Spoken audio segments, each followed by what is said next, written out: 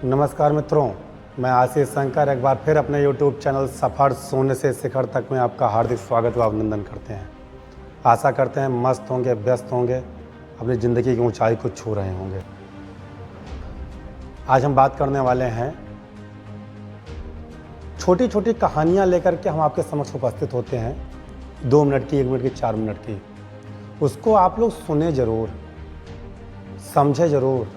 पता नहीं किस कहानी से, किस विचार से, किस व्यक्ति के जीवन में बदलाव आ जाए, इसका किसी को पता नहीं है। इसलिए हमारे ही नहीं बल्कि इस संसार में किसी भी धर्म का व्यक्ति हो, किसी भी जाति का व्यक्ति हो, अगर वो मानव इंसान है और वो कुछ कह रहा है तो उसको सुनिए, समझिए। अगर अच्छा है तो अपने जीवन में उतारिए, अगर आपके लायक नहीं है तो ईश्वर ने 2 कान दिया है, इधर से सुनिए, उधर से निकाल दीजिए। हर छोटी छोटी कहानी हमें प्रेरणा देती है, एक मोटिवेशन देती है।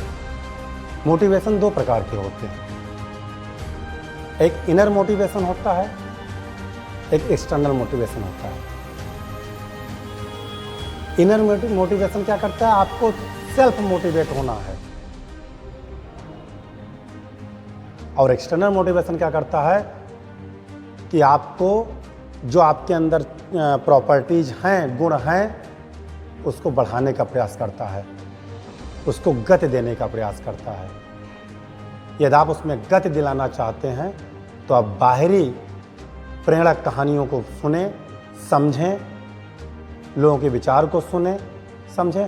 हम लोग भी सुना करते हैं, समझा करते हैं। जो हमारे जीवन में लायक होता हम सुनते हैं, समझते हैं, किताब पढ़ते हैं। जब भी आपको मौका मिले, एक भी समय नोट कर लीजिए। सोने का जो समय आपका 4 घंटे, 5 घंटे, 6 घंटे का है, उसके बाद जितना समय है, एक भी मिनट किसी के साथ बैठे रहें तो कुछ सीखने का प्रयास करें, तब आनंद आएगा।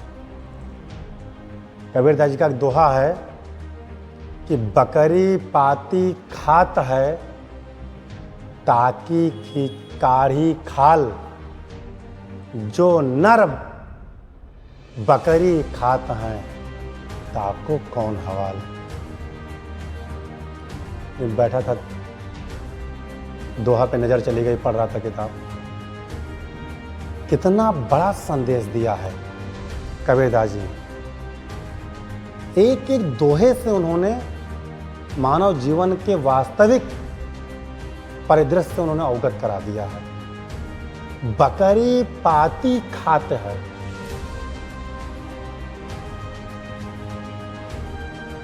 थोड़ा सा जानवर है, ना समझ है, पत्ती तो खाया है। एक ना समझ इंसान छोटा सा गलती करता है, एक ना समझ जानवर छोटी सी गलती करता है पत्ती खा करके, तो इस समाज का व्यक्ति, ईश्वर इस प्रकार के दंड देते हैं कि उसकी खाल खींच ली जाती है। जरा कल्पना करो मेरे भाई कि जो नर बकरी खाता है, नर मतलब समझदार, जो समझदार व्यक्ति हैं, जब वो पूरी बकरी ही खा गए, उनका क्या हाल होगा? उनको ईश्वर छोड़ेगा? ये समाज छोड़ेगा? कितना बड़ा परिणाम उनका होगा और वो भुगतना पड़ेगा। सीखो, पढ़ लो कबीरदास जी के दोहे। तमाम ऐसे ऐसे कवि हुए हैं, दिमाग के सारे पटल खोल देते हैं। हम आप सुनना नहीं चाहते हैं। इस संसार की जितनी निगेटिव चीजें हैं, वही हम सुनना पसंद करते हैं। जैसे वर्तमान में भाजपा की सरकार है, अब कोई व्यक्ति अभी कांग्रेस के पक्ष में खोल के बोलने लगे, उसको लोग सुनने लगेंगे।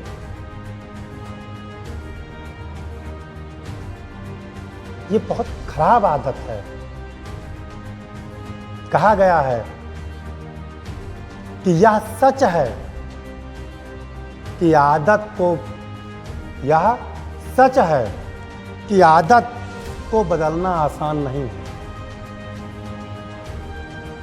लेकिन जो इंसान आदत ना बदल सके वो काबिले इंसान नहीं है। यह सच है कि आदत को बदलना आसान नहीं है, लेकिन यह भी सच है कि जो आदत नहीं बदल सकता वो काबिले इंसान नहीं है। बदलो अपने आप को, बदलाव लाओ। प्रतिदिन नया सूरज आपको संदेश देता है कि नित नए कार्य कीजिए, नित नए विचार लेके आइए।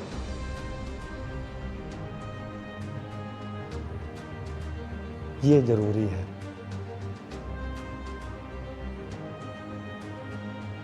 लोगों को समझने का प्रयास कीजिए,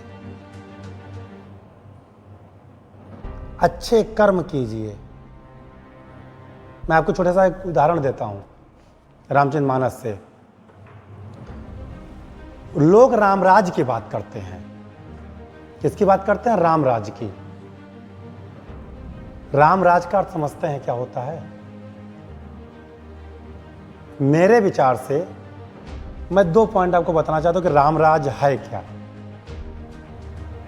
हालांकि मैं अभी इस लायक नहीं हूं कि मैं रामचरितमानस पर या राम के चरित्र पर अपना विचार रखूं, फिर भी इंसान हूं, आदत है बोलने की, तो सोचता हूं लाओ कुछ जो हमने अनुभव किया पढ़ करके वो आपके सामने रखता हूं कि राम राज्य है क्या। एक कहानी के माध्यम से सुनाता हूं। जब राम को वनवास हुआ और भरत जी वापस आते हैं, पिताजी का दाह संस्कार करते हैं, उसके बाद में भगवान राम को मनाने जाते हैं और वहां से राम जी उनको संतुष्ट करके कि आप जाकर राजपाट संभालिए और हम जब आएंगे तो हमें हमारा राज्य जैसा था वैसा वापस कर दीजिएगा।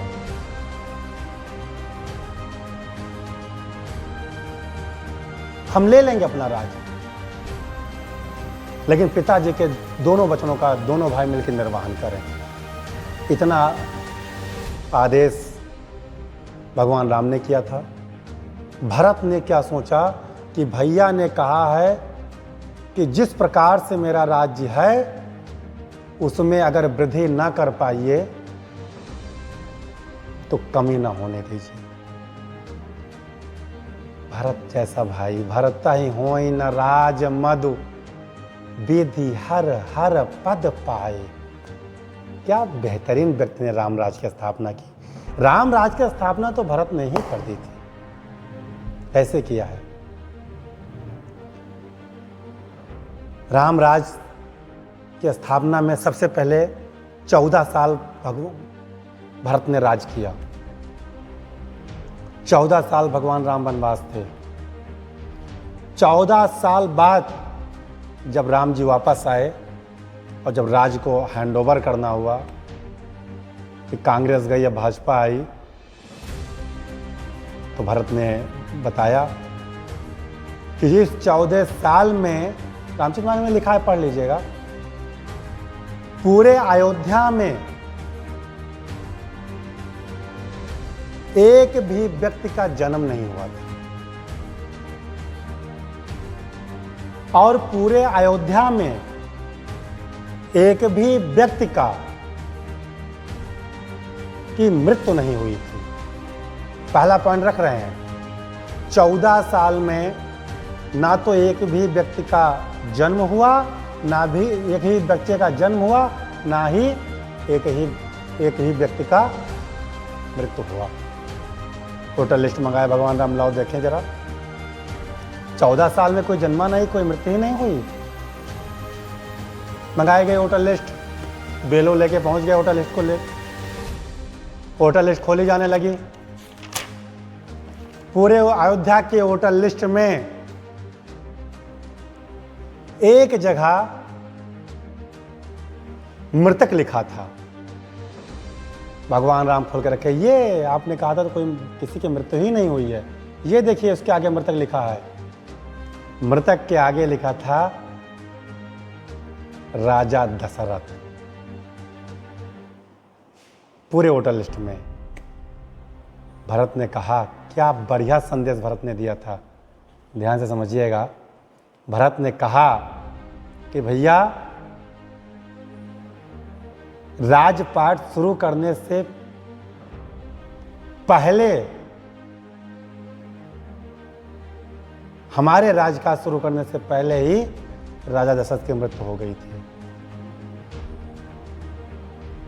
हमारे बाद नहीं हुई है। अगर हमारे बाद होती तब हम जिम्मेदार थे, लेकिन तब मैं कहाँ था? ननिहाल था जब उनकी मृत्यु हुई है। यदि मैं अयोध्या में होता तो ये भी मृत्यु मैं रोक देता। भगवान राम ने कहा, कैसे? कहा, यदि मैं अयोध्या में होता तो आपको वन ही नहीं होता, और जब आपको वन नहीं होता, जब आपको वनवास ही नहीं होता, तो राजा दशरथ का स्वर्गवास नहीं होता। यदि मैं होता तो ना तो आपको वनवास होता और ना सम्राट राजा दशरथ का स्वर्गवास होता। दूसरी चीज, और रामराज की दूसरी चीज आपको मैं बताना चाहता हूं,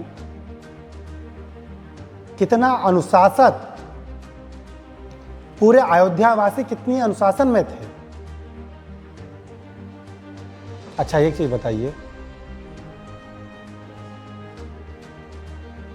कि अयोध्यावासी किसी के जन्म पर तो नियंत्रण कर सकते हैं, संयम रह सकते हैं। भाई, बच्चे का जन्म ना हो, ये मियाँ बीवी या दाम्पत्य के लोग अपने आप को अनुशासित करके जन्म पर अंकुश लगा सकते हैं, लेकिन मृत्यु पे कैसे लगा दिया गया, ये भी सोचनीय बात है। सोचिए, कमेंट करके बताइएगा, अगले वीडियो में बताएंगे आपको कि जन्म पर कंट्रोल पाया जा सकता है, लेकिन किसी के मृत्यु को कैसे रोका जा सकता है,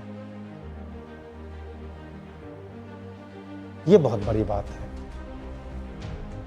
दूसरी चीज, संयम क्या दिखाया रामराज में? भगवान राम के राज्य में भरत जी जब थे तो उन्होंने ऐलान कर दिया था कि लोग एक टाइम भोजन करें, और लोग बता रहे हैं, जैसा रामचरितमानस में लिखा भी है,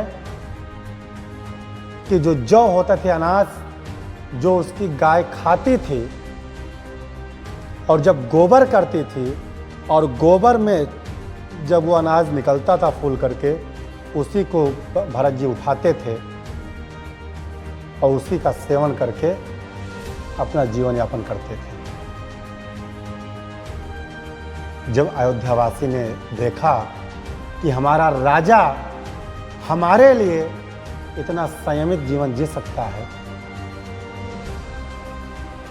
तो हम क्यों नहीं?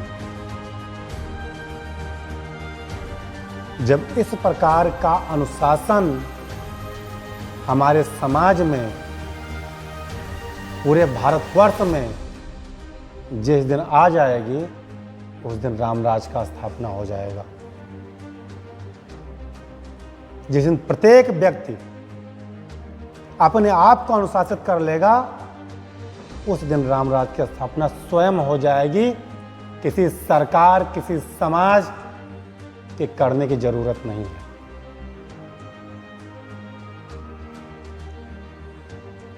हमारे यहाँ तो नागरिक अपना कर्तव्य ही नहीं समझता है, बस नारा लगा रहे हैं, मेरा भारत महान है।